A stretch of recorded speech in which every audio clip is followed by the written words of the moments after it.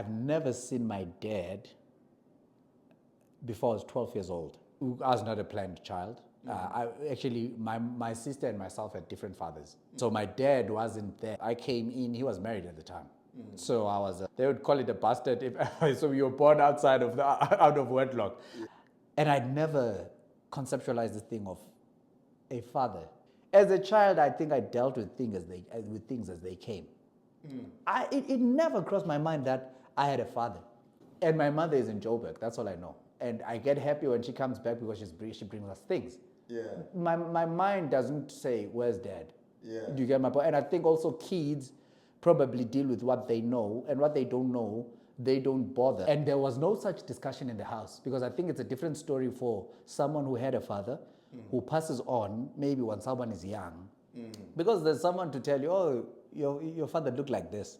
You know, it's a taboo topic now when you are actually, you conceived in between. You know, so it's almost something that is not, you're not something that people can easily talk about, because of there's someone who gets hurt when your name comes up.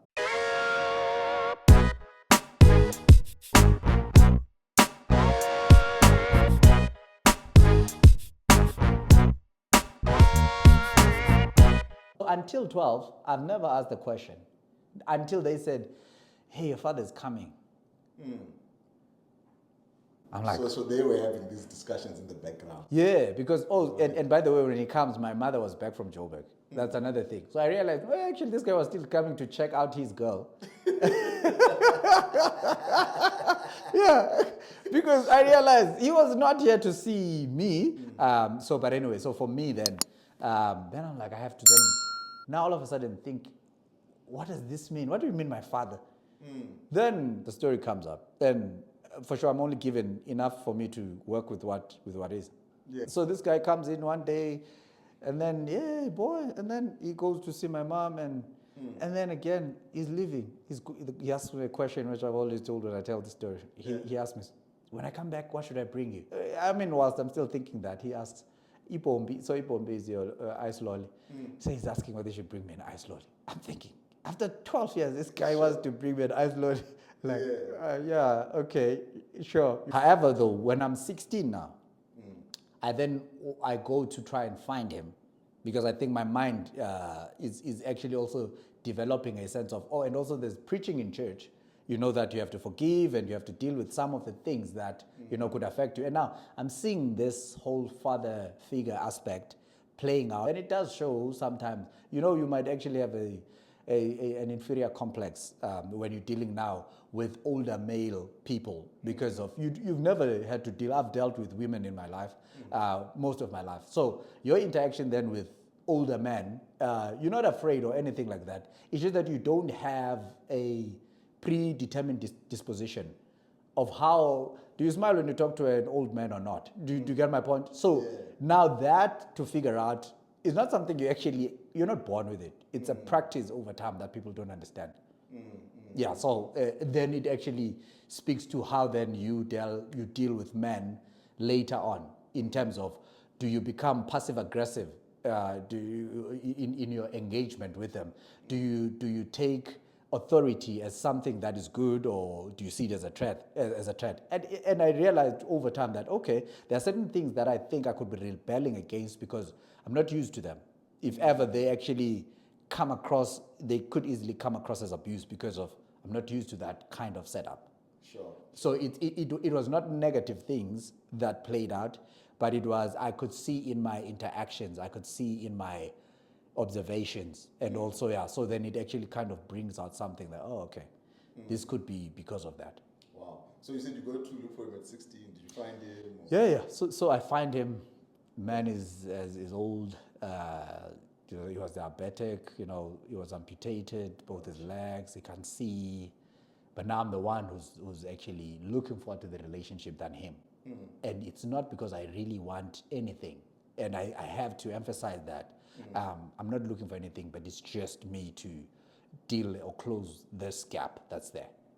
So for sure, it's not an easy thing. He's got kids, he's got his wife, and the acceptance into that. So it's not just him, it's him and his family. Sure. So how did you you guys like say, okay, this I'm here? It's interesting because I first met with my younger sister in church. So we go to church together for a while. And the interesting thing Like his daughter. Your younger sister. Yes, yeah. He's last born. I'm the second last in his fold.